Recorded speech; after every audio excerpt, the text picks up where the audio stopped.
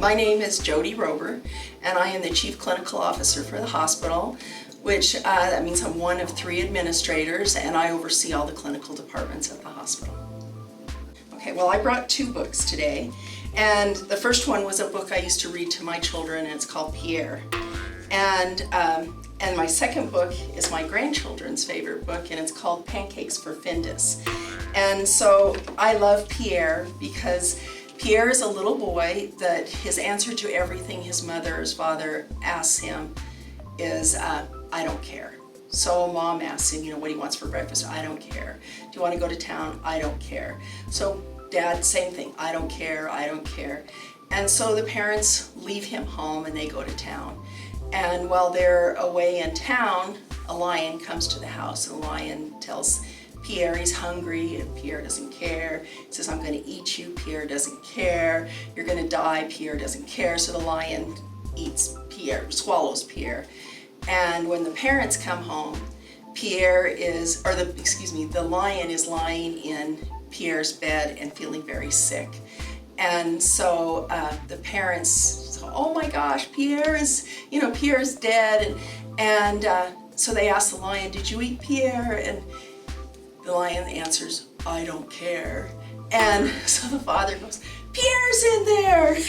And they take him to the doctor, shake him out, and Pierre from then on cares. And they all go home, including the lion, and they eat dinner and everybody's happy again. And so I like that one, especially for healthcare, because we have to care, and it does matter how we feel. Pancakes for Findus, my grandchildren love, because, and so do I, these are both folk tales from other countries. This is a Danish folk tale, I'm pretty sure, and this is a French folk tale. And Findus is a cat that this gentleman, he and his cat live together, and he makes a special birthday cake, and the recipe's in here for that birthday cake, and I've made it for my grandkids. It's really thin, like crepe kinds of pancakes that they put filling in. Anyway, they love it. And so Findus is making the birthday cake, and he can't find things, so they keep trying to locate the things that are missing, and ultimately his trousers get egg all over them, and he ends up putting the trousers in a bucket, and the neighbor sees them and thinks that he's making pancakes with his trousers in them. And anyway, so what happens is basically the neighbors misunderstand what's happening, thinks that this neighbor's gone crazy, when really they've only seen part of what's happening, and so they've misinterpreted the whole situation. So I like that you can't know what's happening unless you know the whole story. And I think that also fits with healthcare, because sometimes people see just a little small part of what's happening with somebody, and they misunderstand that there's so much more going on. So those are my 2 favorite children's books, and why I like them. So I always loved Wonder Woman, and I think part of it was growing up, she was so pretty, and I wanted to be just like her. And I thought she was she was a Wonder Woman. She could do anything. So as far as being a nurse, my personal superhero is Judy Davis. And Judy was a nurse that I worked with when I first started my career. She has an excellent sense of humor. She is very capable of handling any situation that comes before her. She's a great educator. She is who, as a nurse, I wish I was. And so she's my role model. Dump truck in hospital. Can you take a dump truck in a hospital? Yeah.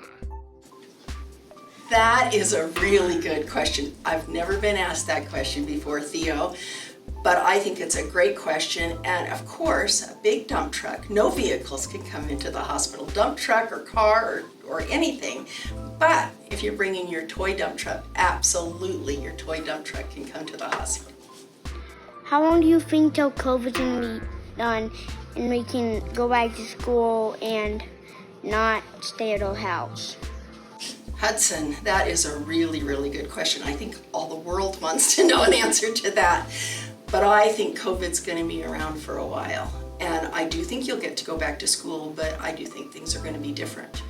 I'm afraid that we're going to have to adjust to life with COVID for a while, and we're going to have to change how we socialize a little bit. And I think that it could be a year, maybe longer, before we see, if we ever see things go back to normal.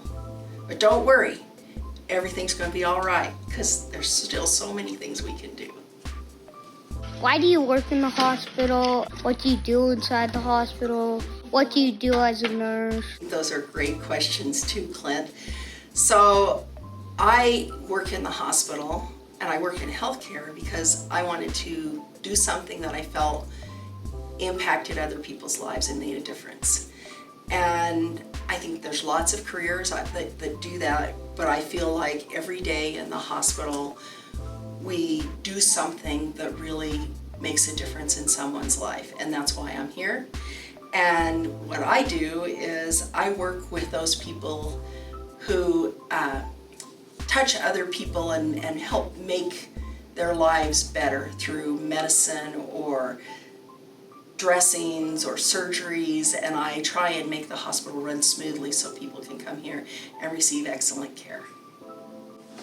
So I am a nurse and I'm a Chief Clinical Officer, and one of the important things I have to do all the time is I have to be able to read and stay current with information. So please continue to read and know that Delta Hospital is full of professionals that are always here for you.